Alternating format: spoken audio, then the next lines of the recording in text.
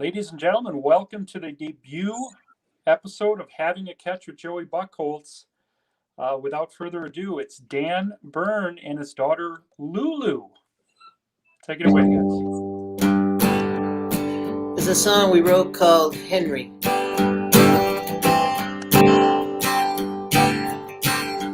Henry, he's sitting on 713. Henry, all winter long, gonna be sitting on 713.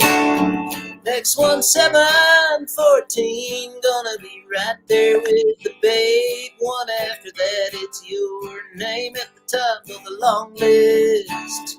Don't seem right to me, Henry. Know thy place, black boy from Alabama. Don't seem right to me, Henry. Bullet in the ballpark with your name. Bullet in the ballpark with your name. Bullet in the ballpark with your name. Bullet in the ballpark with your name. I don't want them to forget the babe. I just want them to remember me. Got a new wife, Henry. All of them kids be ashamed if they did what James Earl Ray did. Think about John Wilkes Booth. What you got against Babe Ruth? Think about it, Henry. Is nothing sacred. Skies are blue, fields are green. 714. Bullet in the ballpark with your name. Bullet in the ballpark with your name. Bullet in the ballpark with your name. Bullet in the ballpark with your name. I don't want them to forget the babe. I just want them to remember me. Henry, hate to see you in an early grave. Why do you want to kill the babe? Bullet in the ballpark with your name. Bullet in the ballpark with your name. Bullet in the ballpark with your name. Bullet in the ballpark with your name. Bullet in the ballpark with your name. Bullet in the ballpark with your name. Bullet in the ballpark with your name. Bullet in the ballpark with your name. Bullet in the ballpark with your name. Bullet in the ballpark with your name. Bullet in the ballpark with your name. Bullet in the ballpark with your name. I don't want them to forget the babe. I just want them to remember me.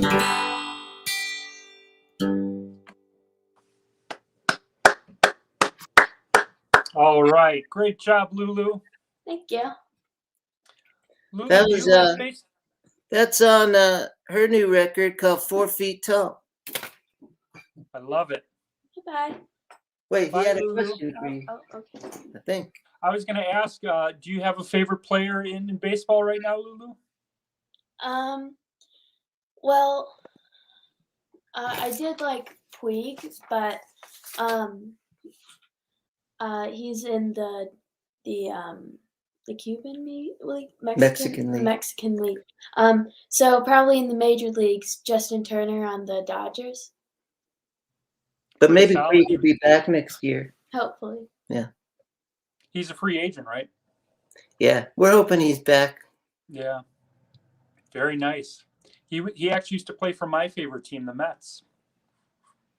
Yasiel Puig? No, Turner. Oh, Turner. Yeah, that's right. His beard wasn't as pronounced with the Mets as it is now, but well, Lulu, thank you for performing tonight. We're going to have to check out your record soon. Yeah. Thank you. Bye.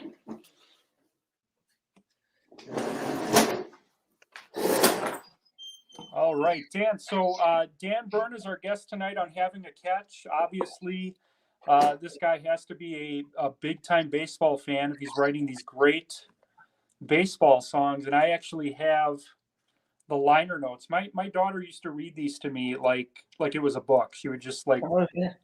all the stories, all the lyrics. What inspired you? Obviously, you're a huge fan, but like, what inspired you to get in the studio and write and record 18 baseball songs? And I think this came out about 9 years ago. Well, the funny thing was, Joey, I didn't ever think that I was writing a baseball album. Every season, probably, for a long time, I would just write a baseball song or two because that's what I was interested in and excited about. And there was so much lore, you know. And I had read so many baseball books when I was young, and it was just it was as much probably a literary endeavor as an actual, you know.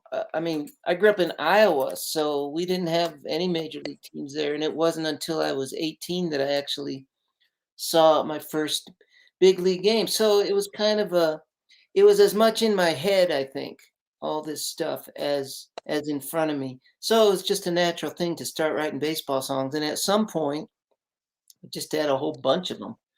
So some of my buddies and I went in a studio and recorded them all. So, growing up in Iowa, how did you consume baseball as a kid? Was it mostly uh, like television, radio? Like how did you, I guess, become a fan early on in life? Well, radio was the best, and I still think it's the best.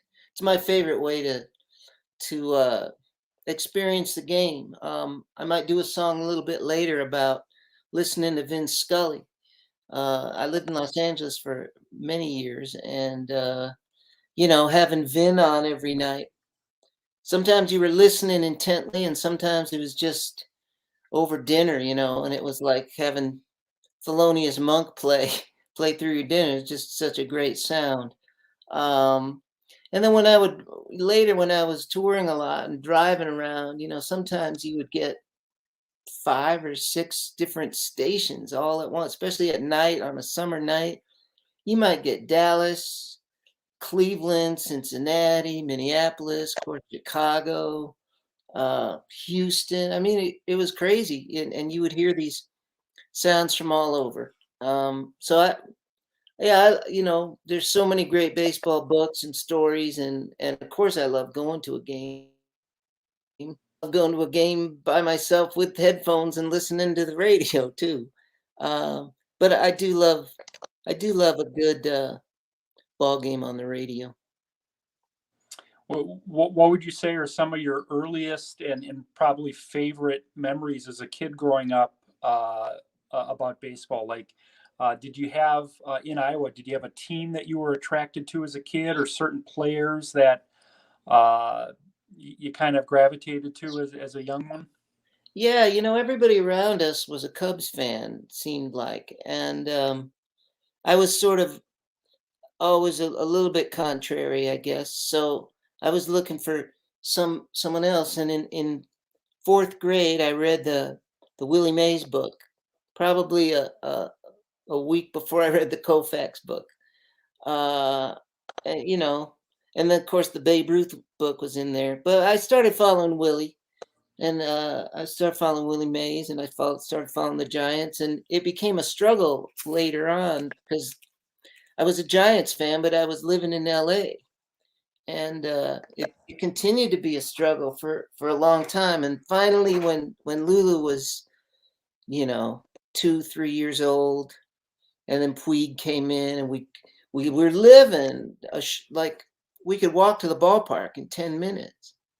So it seemed a little ridiculous at that point to go against the local team. So I kind of slid over to the Dodgers just when the Giants were winning, mind you. So that was kind of my baseball karma too. One of your songs on Doubleheader actually documents, I think it was Game 6 of the 2002 series. That's right. You had mentioned that you were overseas and was watching it essentially at what, like 4 in the morning or something like that? Something like that, yeah.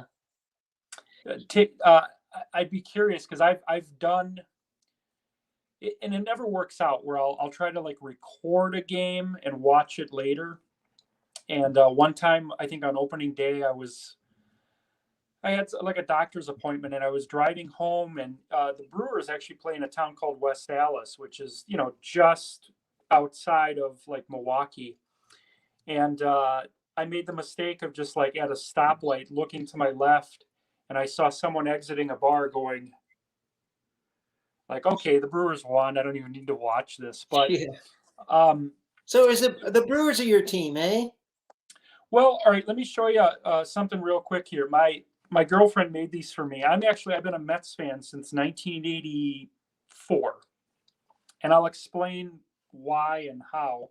But of course, the Brewers, I grew up on. But in '84, I actually remember this almost like it was yesterday. We got cable in '84, May of '84, and as I even have now, I usually have a glove with me. And I had my glove on, and the cable guy, after he was done, he saw that I had the baseball glove, and he took out the cable guide. It was like a magazine, and he started highlighting all the baseball games for me. And it was Mets, Braves, Cubs, Mets, Braves, Cubs, Mets, Cubs, because those were the super stations. Mets were on WWOR, Cubs were WGN, Braves were TBS.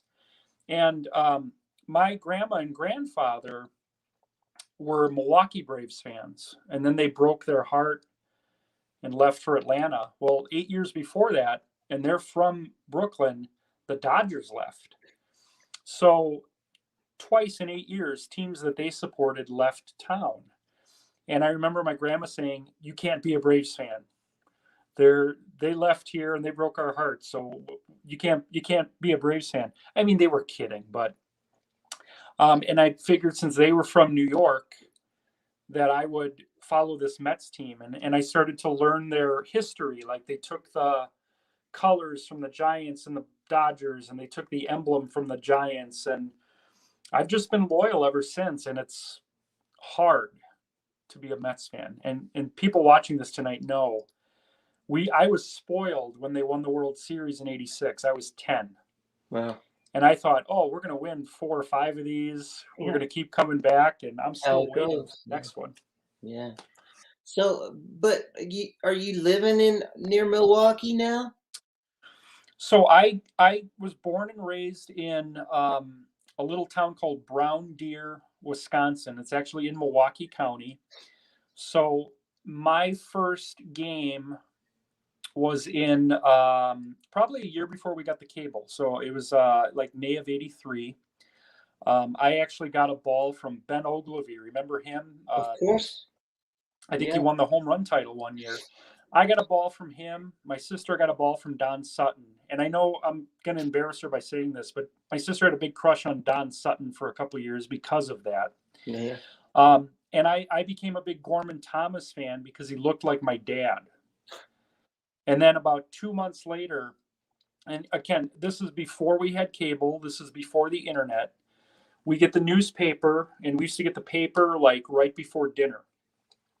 And on the front page, it said Gorman Thomas traded. Oh. And, I'm 7 years old. I don't even know what traded means at this point. Like, you can just trade people? Like, could I have a different grandma next week? Yeah. A younger grandma who has different skills. I was just heartbroken. Yeah. And the team he went to was Cleveland. And then I think the next year he went to Seattle, and I just started kind of following Seattle because my favorite player was there. And it wasn't until about a year later where I had a new favorite Brewer and kind of started really following them again. But who was your new one? In '86, so funny, it was a guy I'd never heard of. He wasn't technically a rookie because he actually played for the Giants for a couple seasons, but they traded for a guy named Rob Deere. And Rob Deere hit 2 home runs off Tom Seaver on opening day '86. And being a Mets fan, I knew who Seaver was. And I was like, oh, this guy, I mean, he looks like Gorman. He's like 6'5". He's like 250. He hits the ball a mile. And he then became my favorite. And then actually later that summer, Gorman was released by Seattle. And the Brewers signed him for the rest of the year to DH. So my two favorites were on the same team for about 3 months in 1986. So that was kind of cool. Wow. I remember those Brewers really well. I used to go to County Stadium in the summer all the time. They had Vukovich and Cooper and Yount and all those guys. What a great place to see a game from the bleachers of County Stadium. Now, again, and I'm going to embarrass a lot of family tonight, but my mom is in the next room. She's watching this on her phone right now.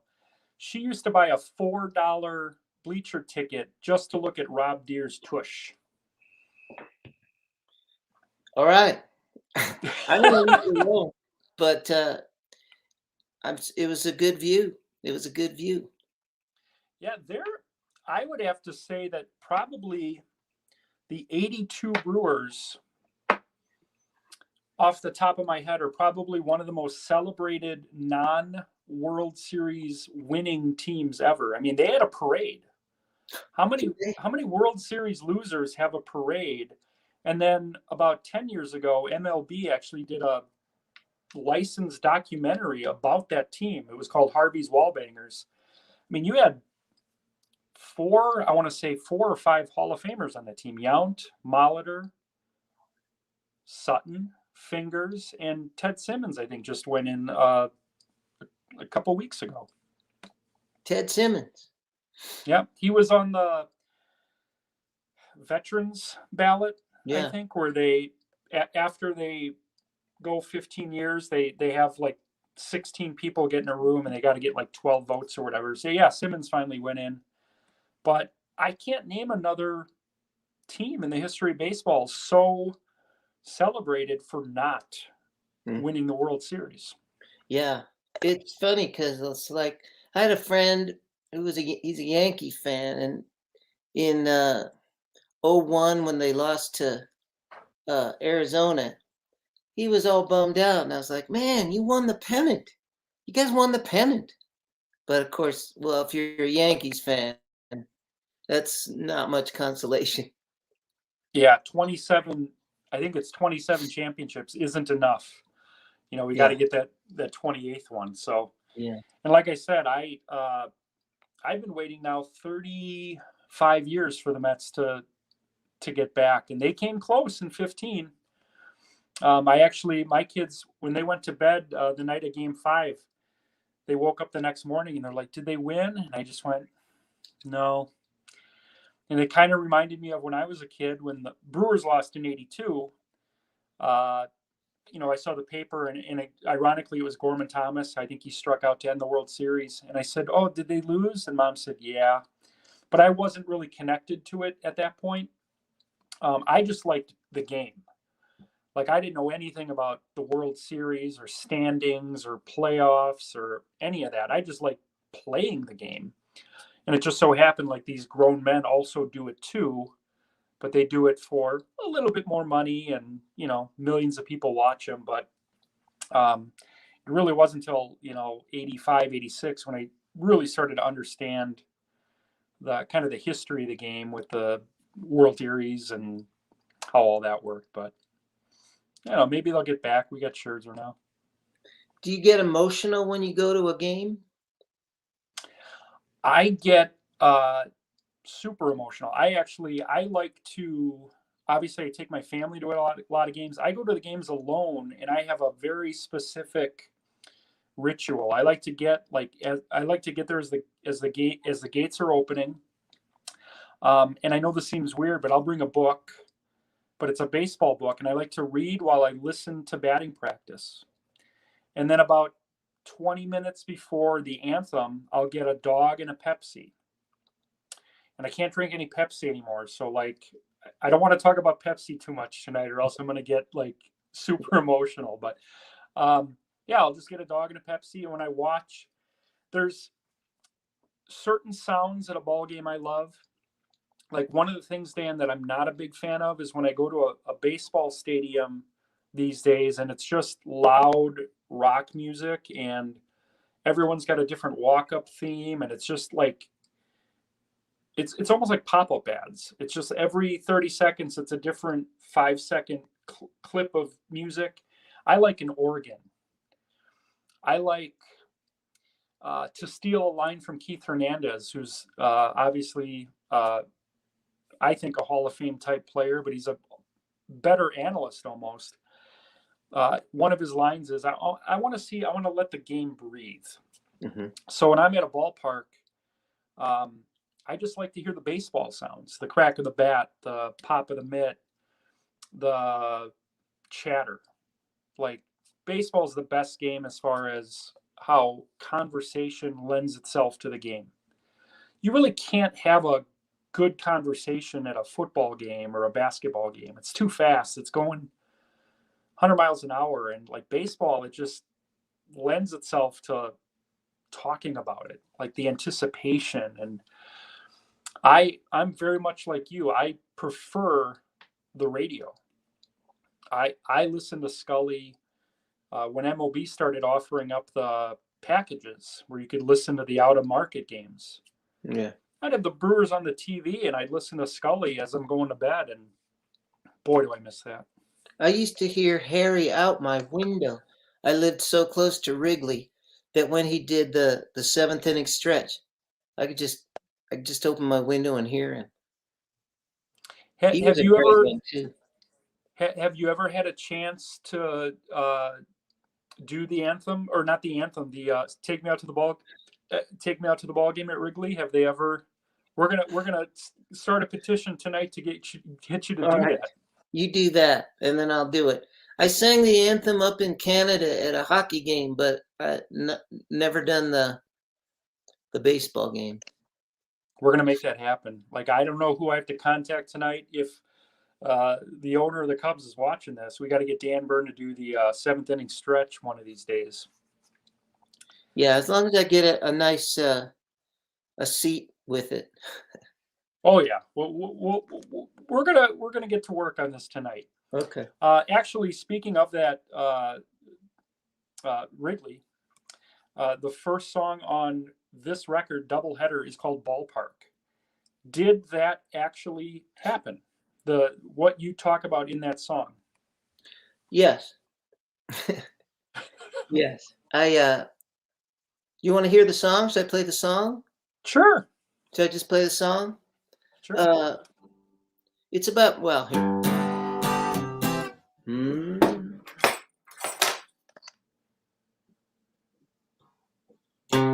One late night in Chicago, I break into Wrigley Field. It's early spring, the season isn't starting for a week. It's a little after midnight, I've been playing down the street. Had an open mic at a little bar just under the L tracks. I've noticed for a couple weeks that they've been doing some work on the ballpark. They got scaffolding up. I climb in. Tonight I got the ballpark. Tonight I got the ballpark all to myself. And then it goes on. It tells about me sitting in the dugouts and taking my swings and rounding the bases and doing my pitching motions. And yeah, it was a crazy great night. How old of a man were you when that happened? I was like just out of college, I guess. Okay. Yeah. Spry. I could climb scaffolding quickly and lightly. Yeah, that's definitely something I couldn't pull off at my age right now. I love in the liner notes, there's a line at the end where the security guard finally catches you and he just says, "Take a walk." Take a walk. Now, who are some of your favorites today? I know Lulu loves Puig and Turner, but like, who do you love to watch now?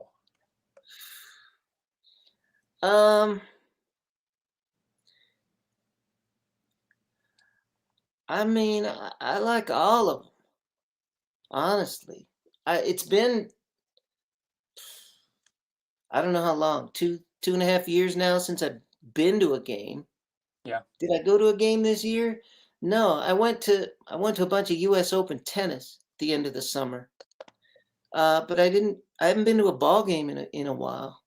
Um, you know, it almost doesn't matter to me. I mean, sure, when I was in LA, it was great to watch Kershaw pitch. I love watching a good pitcher. I used to love watching Seaver with the White Sox, pitching to Fisk of the White Sox. That was one time I saw them beat uh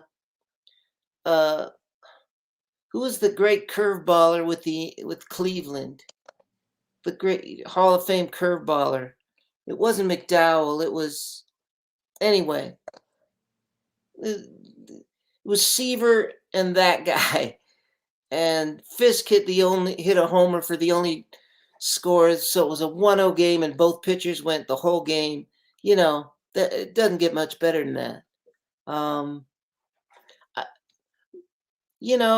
I just like I get a little tired in basketball of watching guys jack threes the whole time. I get a little tired of homer or nothing. Homer or a bunch of air. Yeah. So, if you can actually see a little rally, if you can see a runner moved over, if you can see somebody go the other way to right field. Of course, now there's probably 8 guys over there, so that's pretty tough. But, if you can actually see that aspect of the game, the way the Cardinals in the 80s played, where they would just threaten every inning. Every single inning there'd be somebody on and somebody stealing, and it was just very it must have been really agitating for those pitchers. Or you can imagine Ty Cobb, those guys. If you can, I like it when you can see a vestige of that part of the game. What are your thoughts? And I know this is a polarizing topic within this group. What are your thoughts on the designated hitter? Well, there's my personal preferences, like if I were king kind of things. And then there's you sort of understand the economic realities that people at least imagine that they're operating under. Of course, I prefer the pitcher to hit. That goes without saying. It the American League games with the designated hitter, almost feels like a softball game sometimes.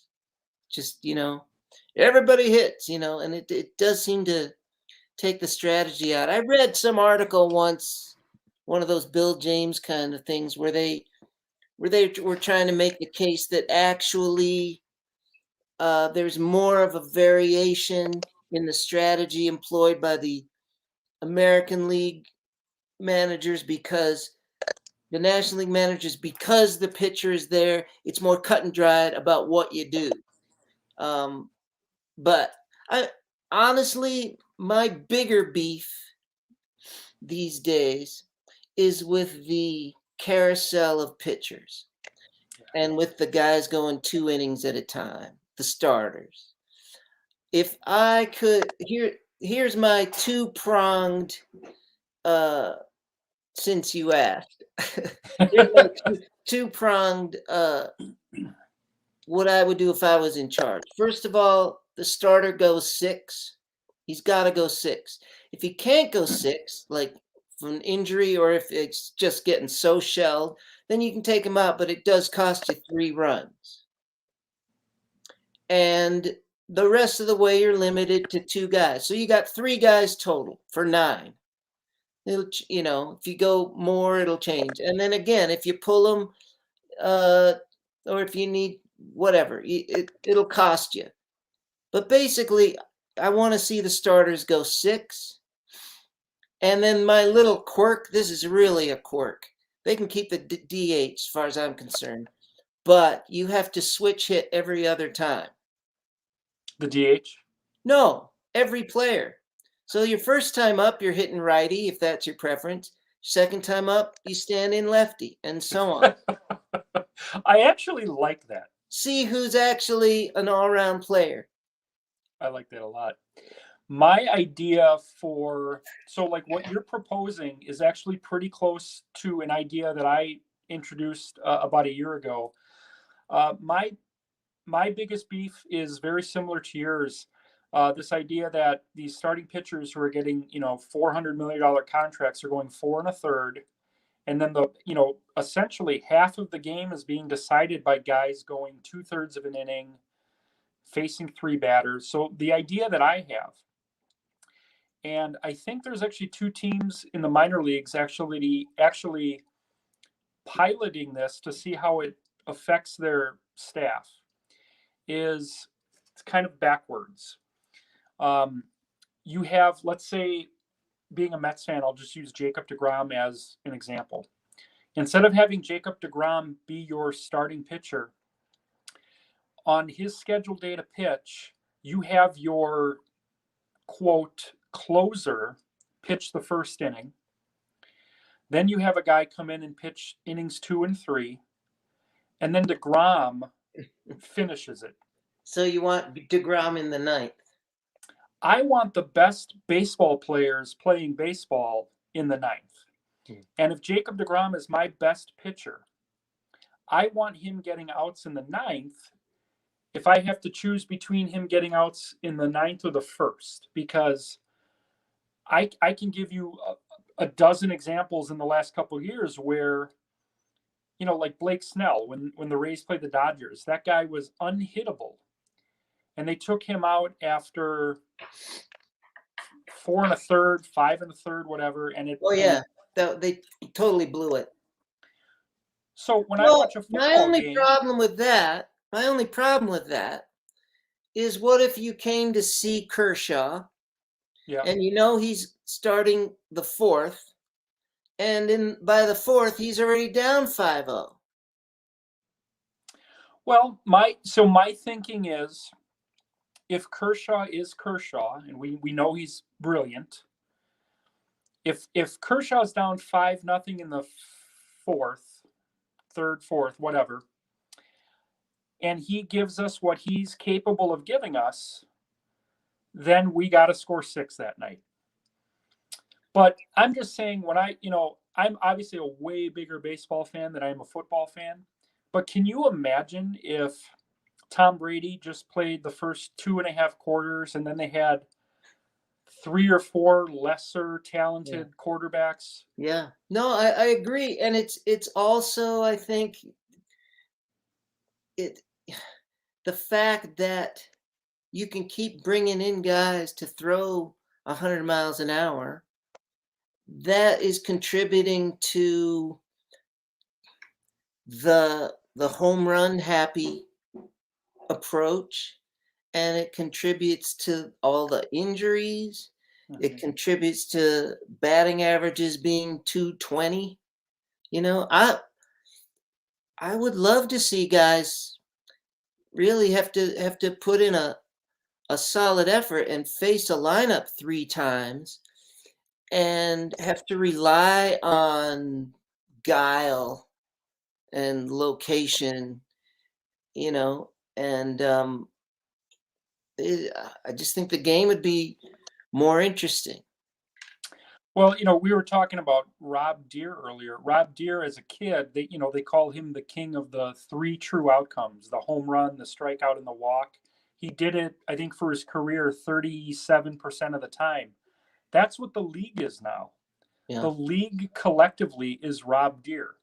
And I don't know if it's as high as 37%, but it's close. It's like 34.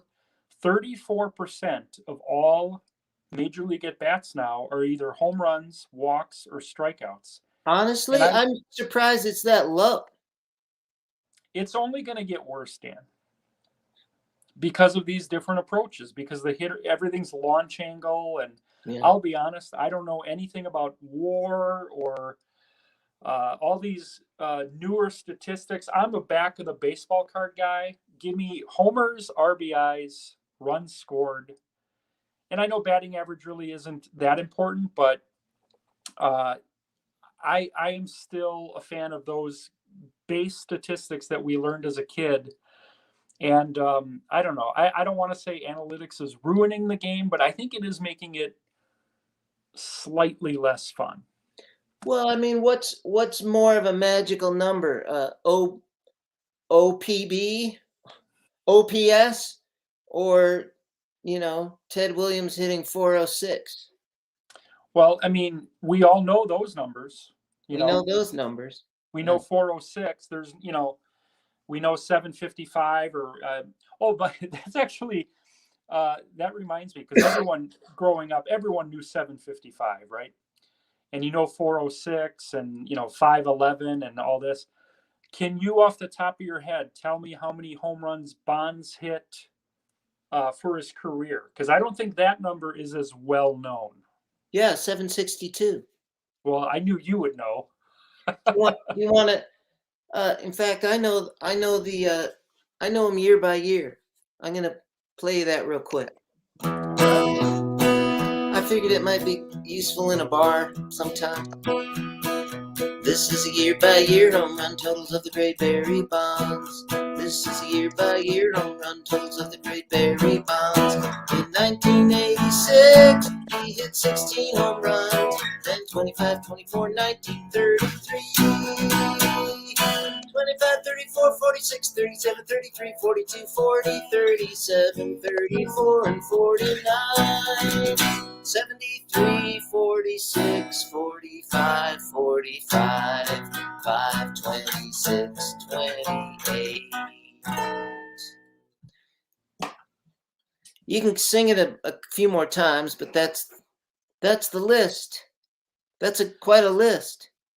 That is a great list. My and I think I've shared this with you in the past. When my daughter would struggle to fall asleep, I would tell her to sing. Just sing to yourself. That's what Daddy does.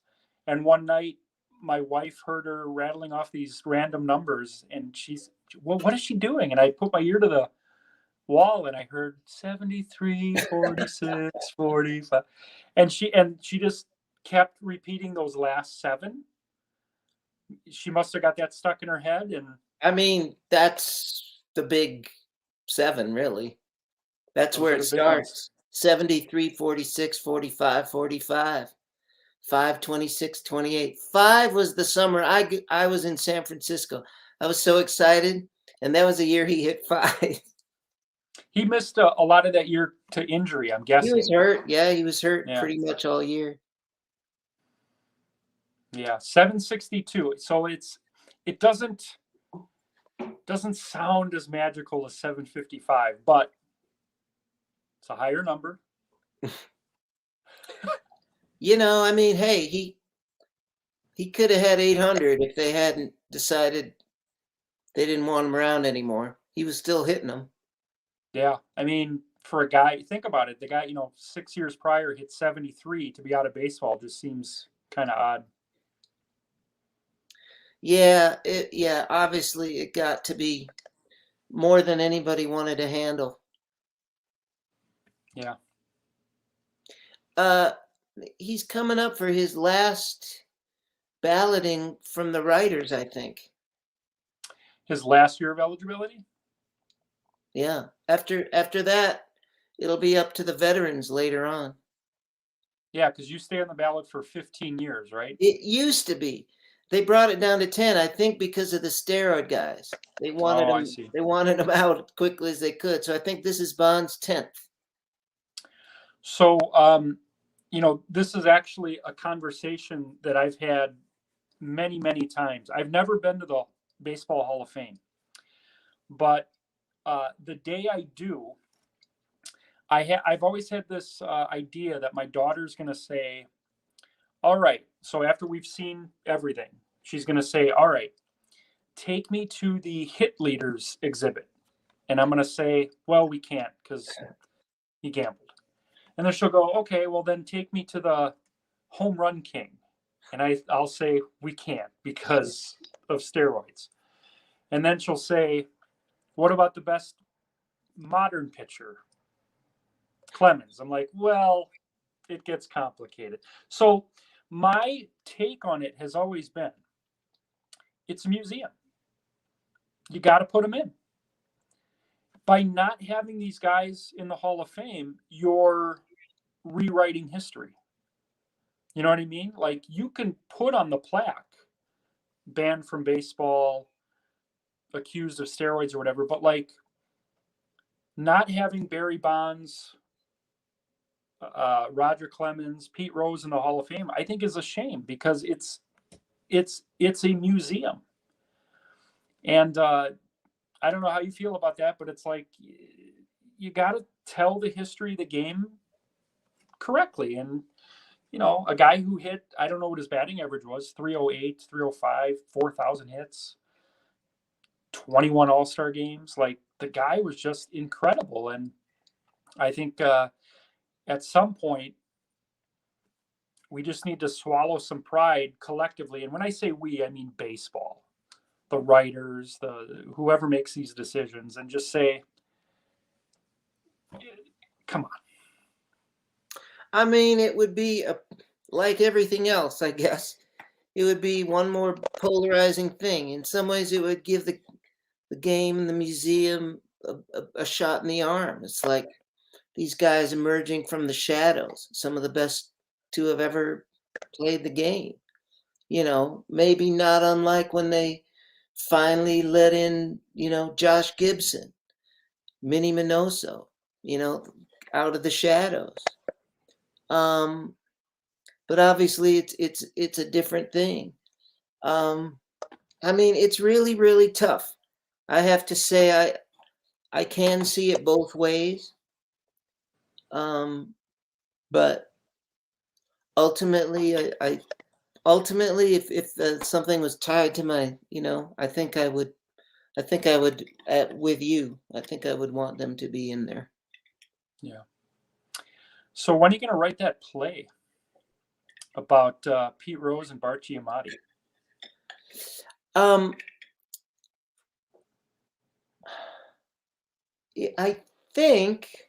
think I may have. I was looking through some older stuff. I think I actually did. I think I actually ended up writing it up, and then the song would come.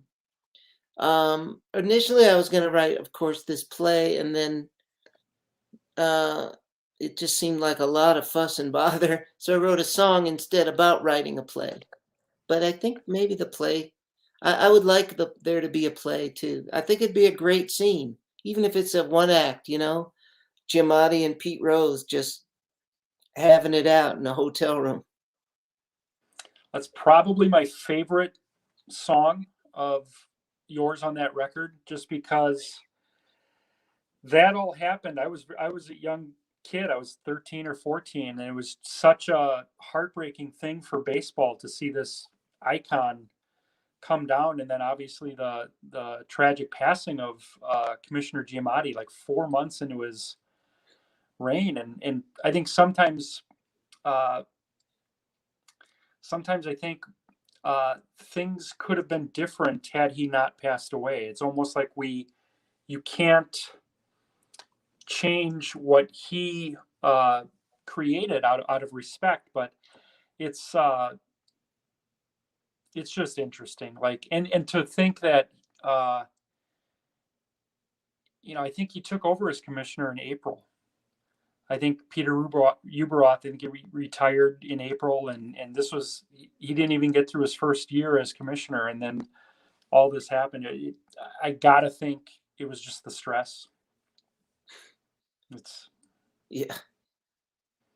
But if you ever, if this ever happens, or you want to just reenact it here in the group, you have carte blanche to. I mean, we'll get if we want people to play them. You know, I don't have his number, but we'll get Paul Giamatti. You know, that's right. Who is there? Anyone watching tonight that wants to play Pete Rose? Just let me know, and we're gonna make it happen. So.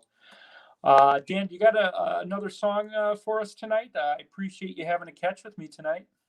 I'd love to play another song. Well, we were talking about all the great broadcasters.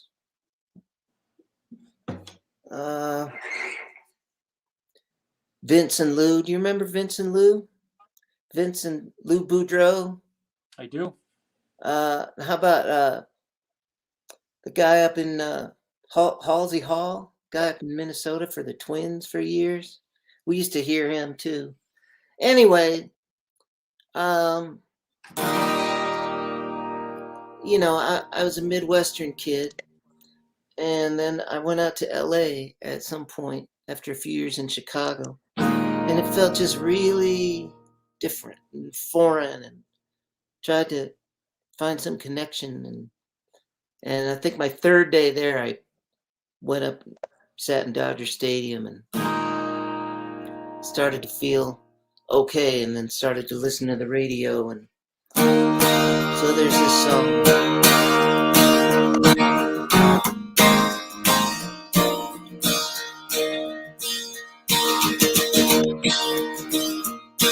Tonight I feel so far away from you. What did you do tonight? I'm driving my truck up and down the coast from north of Seattle to the Mexico line. Right now I'm in San Bernardino. All day long it was 95 degrees, but at least tonight I get to hear the golden voice of the sky. I've been stuck in this going no place desk job for too many months. It's time to move on. If I quit and just try to do my paintings, I wonder if I could come up with a rent. I still root for the Yankees back east. Never did take to these local teams, but at least tonight I get to hear the golden voice of Vince Scully.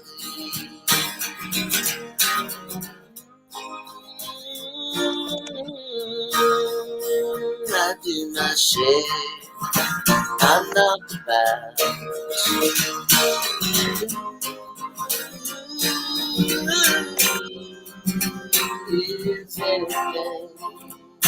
is anything gonna work out?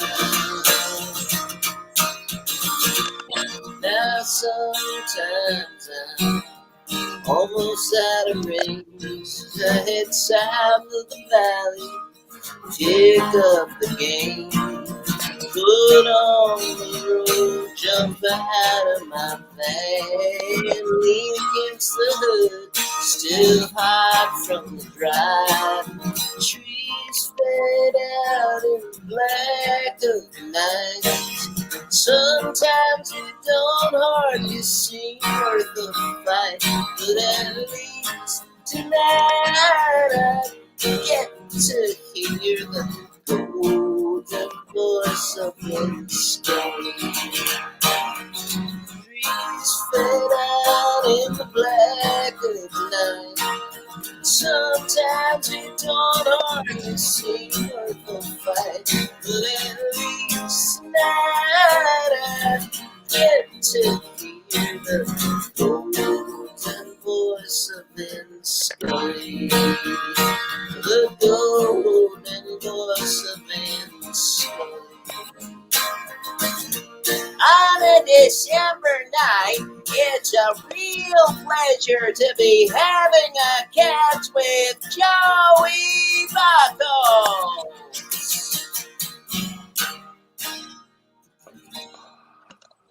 Oh, I love it. Thank you, Dan.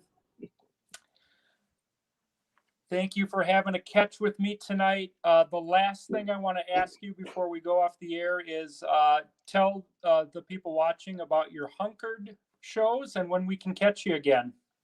Well, you can see from the background, I've been doing a live stream thing called Hunkered in the Bunker. Sometimes they have themes, sometimes they don't.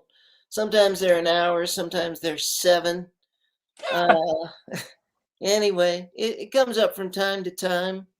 Ever since all this craziness started, and there wasn't so much touring, and people were home and all that. So kind of done that ever since. It's I think it's a lot of fun. I love them. So and those stream on your Dan Bern Facebook page, right? Not the profile, but the actual page. I believe that's right. Okay. Yeah. So yeah, check out Dan Bern on the Hunkered in the Bunker shows. Dan, I can't tell you what a thrill this was to have you on tonight. You are welcome here anytime. Great. I'll look for that play. Maybe we can do that. I would love that. And I'll probably reach out to you closer to opening day next year. You did opening day for us back on March 26th, and maybe we can make that a little bit of a tradition. I think we start on the 25th this year. Love to do it. All right. Well, again, thank you to Dan Bern having a catch with me tonight. We'll see you guys next week, December 14th, with Gar Ryness, the batting stance guy. This is Joey Buchholz saying, Gracie, it's time for bed. Have a good night, everyone.